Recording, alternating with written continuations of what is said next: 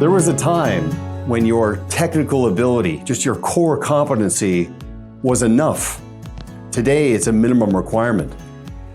Going forward, you've got to find creative ways to balance high tech with high touch. As you know, client relationships are dynamic. Critical life events, moments of truth, and milestones occur in your client's life as the relationship unfolds. You've got to find creative ways to pay tribute. Birthdays, anniversaries, and other celebrations require that you send a thoughtful, tasteful card to show them that you're paying attention. And it goes deeper. Think about how you welcome a new client as part of your onboarding process. Think about how you say thanks for an introduction when you receive a referral. And even beyond that, cards that have symbols that explain and show your clients not just what your value is, but what it does. Our friends at Lavish Cards have created an impressive array of very tasteful greeting cards. And I encourage you to visit lavishcards.com. There are no better cards in terms of impact and lasting shelf life.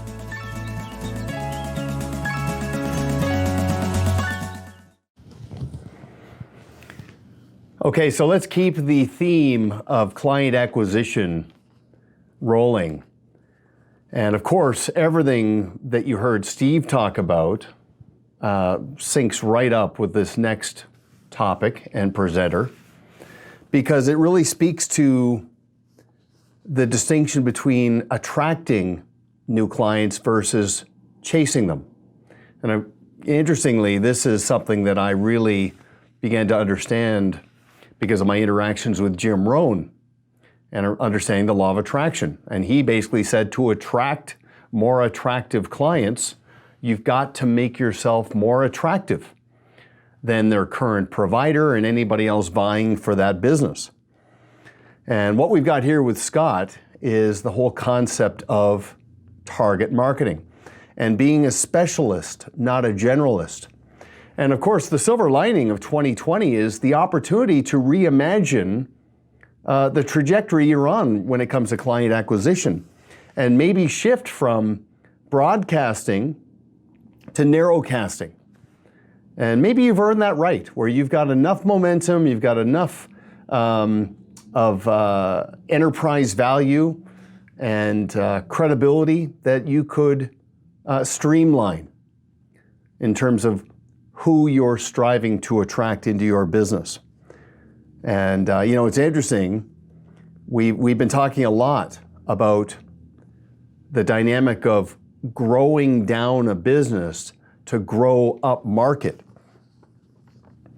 Now, Scott Hamilton, our next presenter, I've known for, it's got to be 20 years now.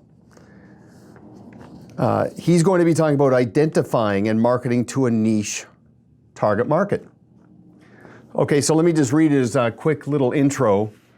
Scott Hamilton is a longtime professional consultant and business advisor, as well as the builder of a successful estate and tax practice and a nationally known wealth strategies firm. He now devotes much of his professional time to a select group of financial professionals.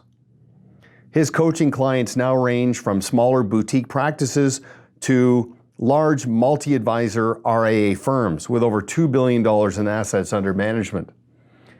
He is also part of the Pareto Coaches Network and very, very dependable when we happen to onboard a very sophisticated team with complex dynamics around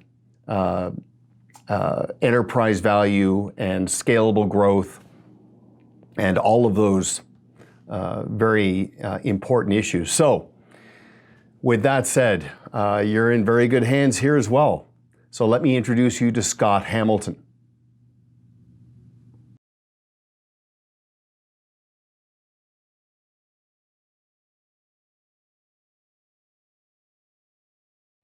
Hi everybody, it's Scott Hamilton. I'm a Pareto Systems certified coach and consultant. You can find me on the web at innovision.com. and today I want to talk about niche marketing. Before we get into it, I just want to ask you a question. Is your foundation solid? Is your business ready for niche marketing? At Pareto Systems, we'd ask you to look at three different things: your wealth management, deliverables, and practice, your practice management, and your relationship management. If all those things are together, then I'd say it's time to get started with niche marketing. If they're not, give us a call. We can help identify the gaps and then help develop a program so you can fill those gaps so that you can go out and deliver your services to the niche in a stellar way. Today I'm going to assume that your foundation is solid and you're ready to go. And so let's talk about why niches. Why do we want to do niche marketing? First of all, it's easy to focus your efforts. If you know where your market is, you can go after it. You can help that market. You can identify it. You can work in it. You can also have increased effectiveness on your marketing budget. A lot of advisors spend money on dinners and other things, and they just don't know what's working, what's not working. Are client events working? Are any of our clients bringing people to the events? It can be a complete waste of money. But when you know what your target market is, the effectiveness of your marketing budget spend goes way up. You'll also see more operational efficiencies, right? When you have experience and your team has experience and you're dealing with the same sort of issues over and over and over again, everybody gets better. And you'll all build expertise. You'll have a deeper understanding of what the problems and needs are for your target market. You'll be able to provide more nuanced solutions for them, things that people who are just skimming across the surface would never be able to do. And that's attractive to a niche member, right? If you say, hey, I only work with attorneys, or I only work with architects, or I only work with special needs families, that's going to be really attractive to the niche member. They're going to at least want to talk to you over the generalist. Okay, now, having worked with advisors on niches for some time now, I will say there are some negatives that I hear from advisors, some objections. The first one generally is the fear of missing out, right? In other words, if I go after a particular niche, I'm really excluding everybody else, right? Well, again, this depends on you. You can take people and you will get referrals from your niche clients to people who are friends, family members, and you can decide what to do with them. Keep in the back of your mind that one of the guiding principles of Pareto Systems is not trying to be all things to all people. We're trying to be all things to a select group of people. And in this case, that means the niche that you choose. Another niche negative can be picking the wrong niche. Now, hopefully you're not going to do that. But you could see it happen. It's happened to me before where I've picked a niche, for example, based on a number, and then the number moved. When I was doing estate planning, I was pitching people that I worked with people that had at least $5 million because the tax situation was such that I could add value for those people. But then they increased the exemption, and all of a sudden, I really couldn't add value to a situation until someone was worth at least 11 million, and probably more 15 or 20. And for a married couple, at least 25. So the niche moved on me. Okay, well, I was able to adapt to that. So now I would only work with people that have at least 25 million because I knew I could provide value to them. Another of my clients is thinking about creating a niche in the energy space. Okay, could be really good in the short term because there's a lot of executives that are being pushed out of that space, but it may not be a good long-term niche. So as we go through this and we think about analyzing the niche, we want to make sure we're picking a niche that we think is going to be around for a period of time. Okay, first step in this process really is to just identify your niche. Okay, and then we're going to talk about some examples of niches. But as you're going through this, think about, why do I want to pick this niche? Okay, do I have a natural affinity for it?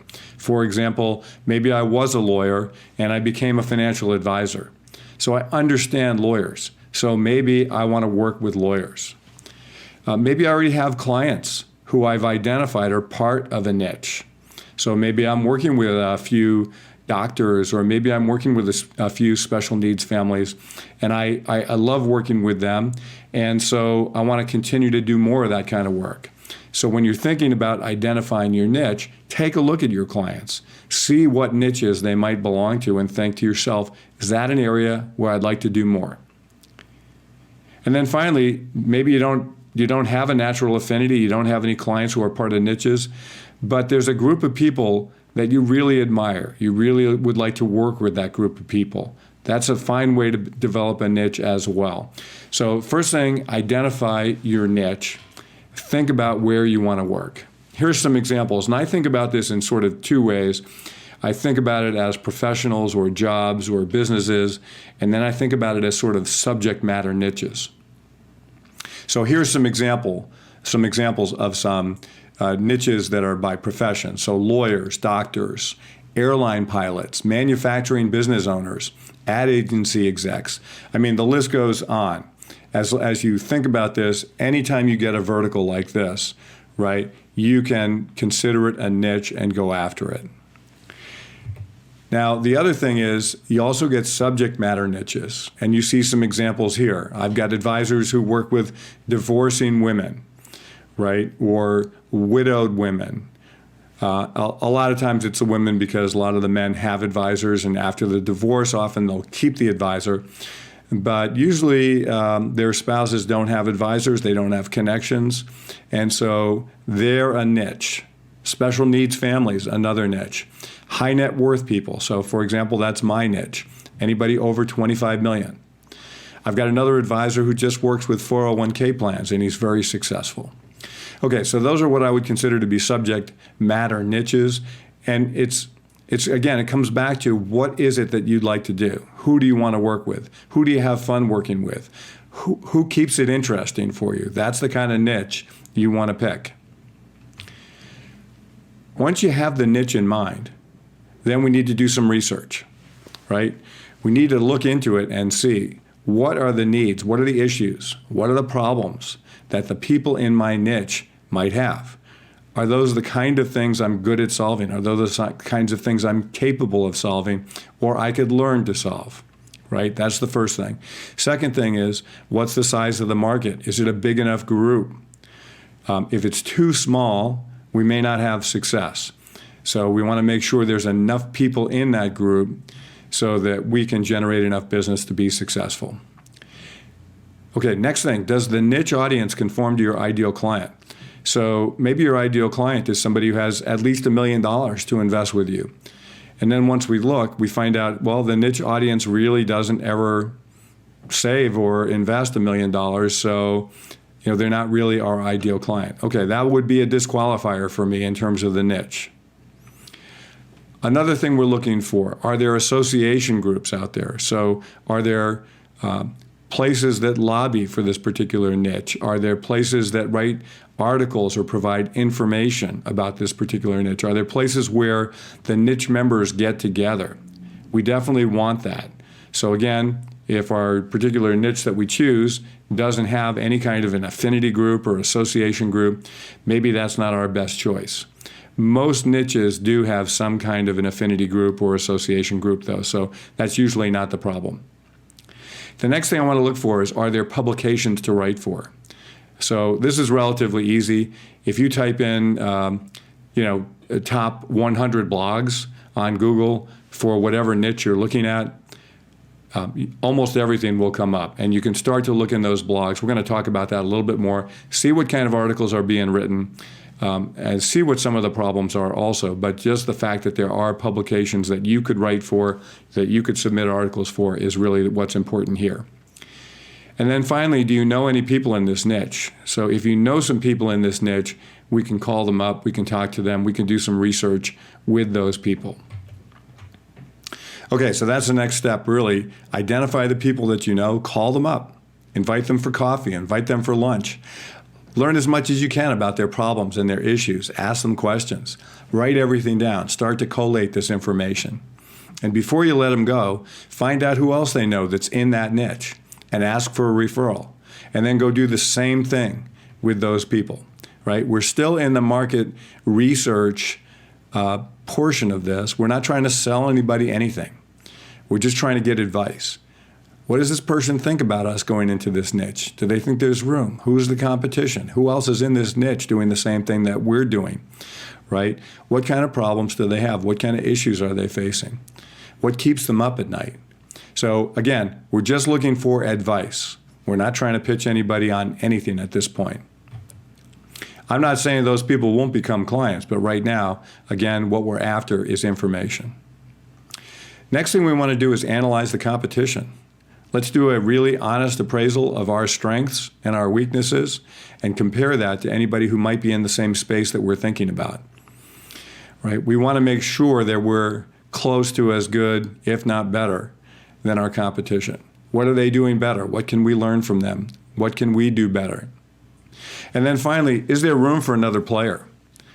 Okay, so the group may be big, but it might not be so big that there's room for somebody else. I remember going into a niche or trying to go into a niche once about 10 years ago, and I got in there and I find out there's direct competition who's already been there for 2 or 3 years before me. They've already got all the things done that I would do in a niche, and it just didn't make sense to go head to head. So I just backed off, found another niche, went after it. Okay.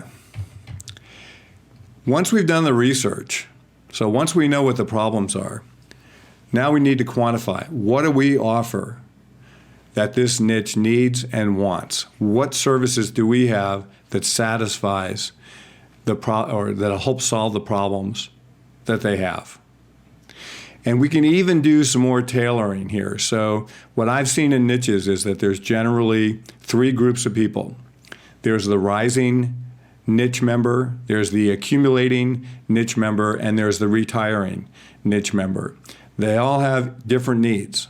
Think about where you are in your career. Think about where you would match up best in these little sub-niches even. So if you're a young advisor, maybe you want the rising niche member, right? Somebody your age group, somebody that you can grow your whole career with.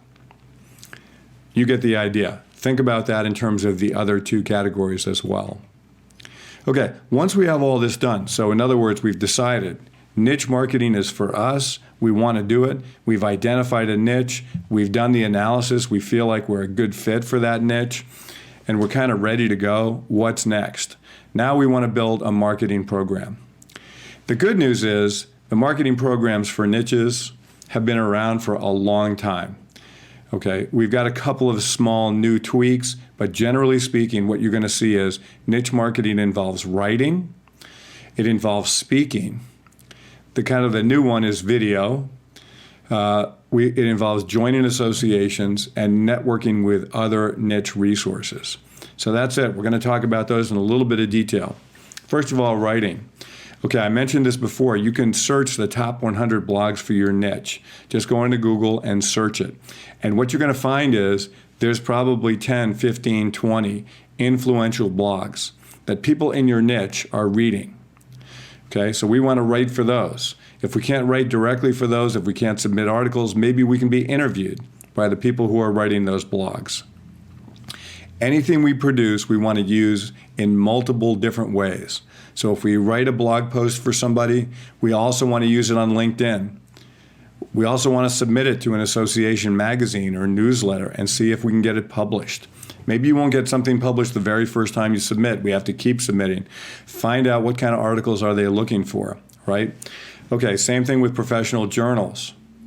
These may be outside the association, but nonetheless, we need to find out what journals are out there and figure out how can we submit articles that are read by the people we're trying to serve. And then finally, we can't ignore email. Email is still one of the most powerful ways of reaching people. Even though readership is way down, it's still one of the most effective ways of targeting an audience. So we want to make sure we're building an email list as we go, make sure we have calls to action on our website, make sure that people are adding to our email list, and there's different strategies for doing that, so that we're building the list so that we can actually deliver content that's relevant to them right to their inbox. Okay, speaking. Speaking makes you an expert. I'm speaking right now. Normally I'd be speaking in front of you, person to person, but because of the circumstances, we're doing everything virtual, but that's fine. I'm still speaking. There's an inference that I'm an expert. Now, in truth, I've been studying niche marketing for a long time, and I probably do have some expertise in it, but speaking gives you a platform. People think you're an expert if you're speaking. Now, I don't know if the statistics are still true that people would rather be dead than public speaking. I don't know if that's true or not, but I don't care. What you want to do is you want to develop some kind of a speech that you can deliver, whether it's to industry events or intra-company events, executive retreats, industry podcasts, your own podcast. Okay, all of these are opportunities, and there's more opportunities too, for you to speak so that you start to develop the persona of an expert, right? And that's what you want. People are attracted to experts. They may not understand them, but they're attracted. People want to talk to the speaker, and they want to do business with the speaker. This is something that's critically important if you're going to do niche marketing. Okay, video. This is somewhat new, right? Probably over the last 10 years. YouTube taken off, right? Facebook video, all these different outlets, LinkedIn video, all these different places where you can be seen. And really, video is just another dimension for speaking, right? So you're just doing it yourself. You're creating videos. I have one client who creates videos almost one a week and sends them out, and they do it on LinkedIn plus their own email list. And they continue to grow the email list. They continue to grow their LinkedIn contacts, and those posts actually generate inquiries and prospects and clients. So the more we can do of that, the better. Again, it's perceived expertise. Okay, notice up here, again, what we're doing is we're taking the same video and we're using it in multiple different places. Email, YouTube, website. Share it to other people that are in your resource network. Okay, so if you're a financial advisor and you know that there's an attorney or an insurance person perhaps who's also serving your network, right? Look for opportunities to share that with their group. And then at the very top of this list, of course, is TV. TV is just another content distributor. Okay, it's not necessarily easy to get on TV, but if you have a good message and you're presentable, you can get on TV, especially local TV. And again, if you're doing things like financial planning for people going through divorce or financial planning for special needs families, TV can be a really, really good outlet for you.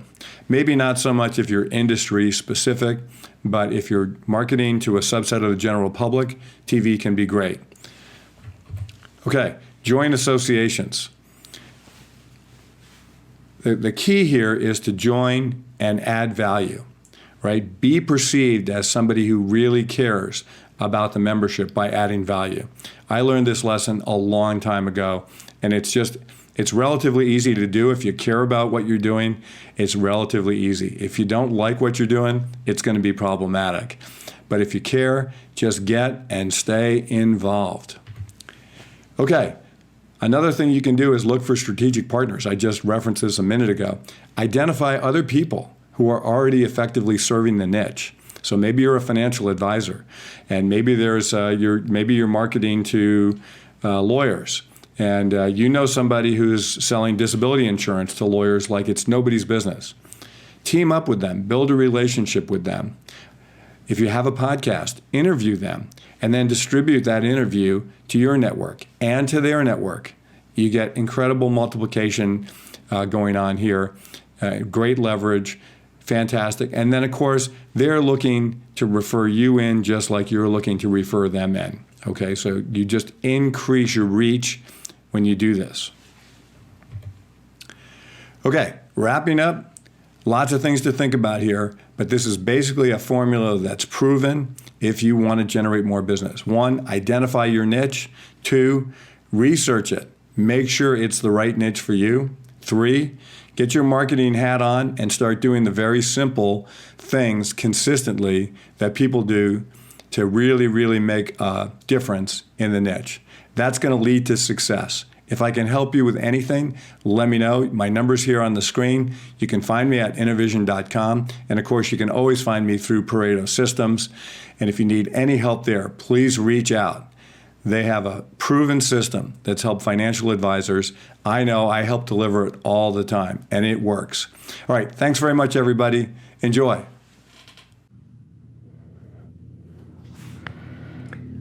Okay, so Scott, really well done. I enjoyed that a great deal, and your perspective on niche marketing. It's interesting, you know, many of the teams that we work with, I mean, they're not new. They've been doing this for 15, 20, 25 years. And their organic business has been very much a proof of concept where they've been continually refining and optimizing what they do. But it's very fascinating to see somebody start to narrowcast and be very, very specific to an addressable audience. And the things you were talking about are so important because ultimately, when someone within your target market identifies you,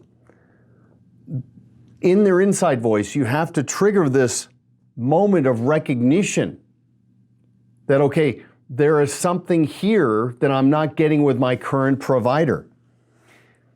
With every prospective client, there exist unmet needs. Okay, so it's not that they're dissatisfied with their current provider, but perhaps it's underwhelming and perhaps some loyalty fatigue has seeped into that relationship. The moment a prospective client can identify that there's something you provide that they didn't even realize they wanted, but now they do, it activates that recognition. And frankly, it activates that belonging. They want to belong to your community, okay? And of course, specialists tend to be able to radiate the calling, right? The sense of purpose, that this is not a job. This is something I really enjoy doing. You want to be active. You want to be visible. There are many strategies, even in this hopefully temporary virtual world, where you can stir the pot. And as we start to come out of this and a new sense of normality appears, you can have immense momentum within that target market that you're identifying. Okay, so with that said, before we move on, I want to play a quick clip, a showcase on a virtual mastermind concept that we have. So a while back, I read Napoleon Hill's book, Think and Grow Rich, and totally embraced the concept of masterminds. Scott Hamilton has facilitated many group consulting sessions along this same vein. And the whole premise is peer sharing and having varying degrees of an accountability partner to help you unlock that next level and not fall victim to the law of diminishing intent. Okay, to take your intent to implement into consent, where you give yourself permission to take action and disrupt your habits and patterns. Okay, so just a couple of minutes and we'll be right back with our next presenter. Join us for the upcoming e-Mastermind with Duncan MacPherson, co-author of the Advisor Playbook, and a small group of like-minded top professional advisors for this 3-hour, fast-paced virtual event. Each mastermind has 10 available seats. With Duncan as the host and moderator, you'll get to hear what other top professionals are doing right now to come out of the current environment stronger than ever. This is not a pep talk, group hug, or lecturing data dump, but rather a productive, actionable conversation with a clear path for implementation. The e-Mastermind process includes a pre-mastermind consultation with Duncan, ensuring you get the most from your experience. Now, if you are an independent advisor with a growing team behind you and at least 10 plus years of industry experience, reach out to us today for pricing and to see if you qualify. With only 10 seats available, reach out to us today to learn more and set the path for explosive growth. See the description for details or call us at 1-866-593-8020. Unlock another level of productivity.